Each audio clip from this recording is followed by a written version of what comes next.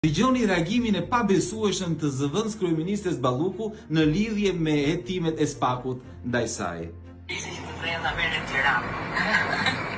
Shumë mirë do ishte që të bënim rrugtimin me tren nga Zvicra në Shqipëri dhe do ta bëjmë në të ardhmen përmes koridoreve e koridoreve. Është e pabesueshme.